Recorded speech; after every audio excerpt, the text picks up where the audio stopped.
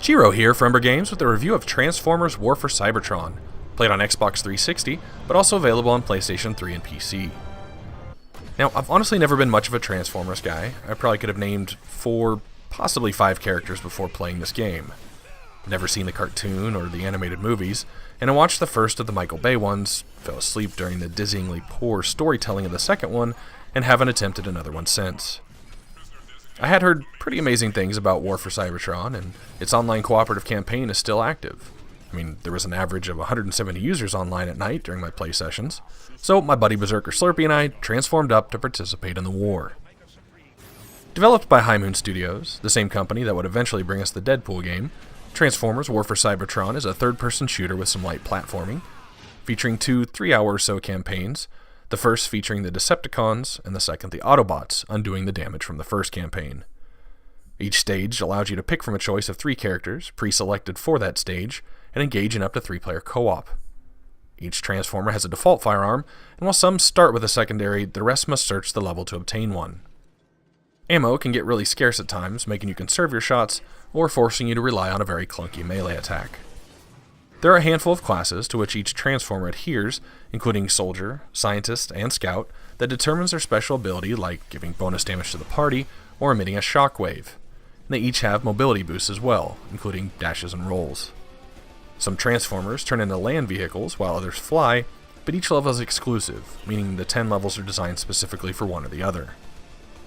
Now, the disappointing part is both Decepticons and Autobots share the same weapon pools, and pretty much the same ability pools. Both have land vehicles, and both have jet levels, so aside from the Decepticons being rude, and Bumblebee being, well, Bumblebee, the only difference between the campaign is story. Which actually is well done, as you spend the first half empowering Megatron, and the second half tearing him down. While the motivations of characters seems a little off for beings that should be driven strictly by logic, it's possible I'm just not as knowledgeable of the lore that would drive Megatron to want power so badly he would literally destroy their homeworld to get it. Fans of Transformers were probably just happy to see a plot that didn't have more holes than it did characters.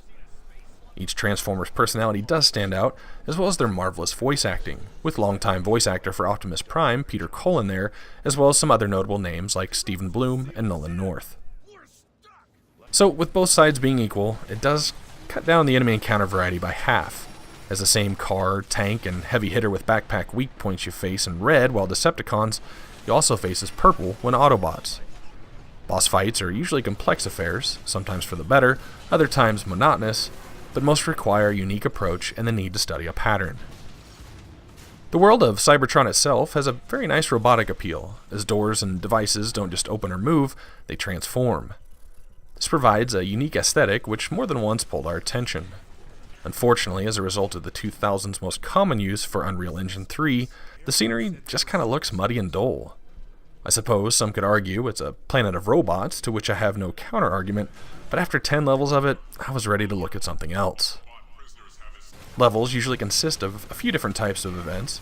As you vigilantly push forward to your destination, you'll often have to stop and do some turret segments, which have unlimited ammo while attached to their post, but can be dismounted to provide some extra bullets when you can't find anything else. There are also long sections of driving or flying down tunnels, and also a few moments of defending targets. Your vehicle form is pretty much only useful during the long stretches of travel, or to squeeze out a few more rounds, which is all that's available to most of the tanks, while for some reason the jets seem to have infinite ammo. A couple of the levels seem to stretch on for a really long time, often repeating the same shoot, drive a mile loop. There is one form of collectible, and that's the 25 Decepticon or Autobot face icons that are hidden and must be shot in each level. I'm not really sure what the reward is for that. Now, I did ask the question of why all Transformers look pretty similar when they transform, when everything I've seen in the past they've had very different appearances. Berserker Slurpee told me since there were no humans to hide from, that it was purely functional. But if they can transform into multiple things, why don't they all just become planes and jets instead of having these mutually exclusive levels? I mean, I'm not looking for a geek fight here, I'm just thinking out loud. So, while rated decently high by critics, if you're looking for a solid Transformers story with diverse characters, a world with neat aesthetics, albeit a bit muddy looking, The promise of 2 campaigns with little diversity between them, still clocking in around 6 hours, some nifty boss fights, and if you don't mind ammunition shortages and a terrible melee system to back it up, but maybe you're just looking for some more online co-op to play with friends, you could do worse than Transformers War for Cybertron. Which, I don't know if that's confusing for anybody but us, but War for Cybertron comes before Fall in this series. I don't know, hopefully a playthrough of the second one will make sense of that. Rated as a third-person shooter, Transformers War for Cybertron lands at a 57 out of 100, with 50 being an average game. This is Chiro for Umbra Games. Thanks for watching. Fall of Cybertron is on the horizon, as well as many others. Hit subscribe for notifications, or follow me on Twitter @Umbra Games.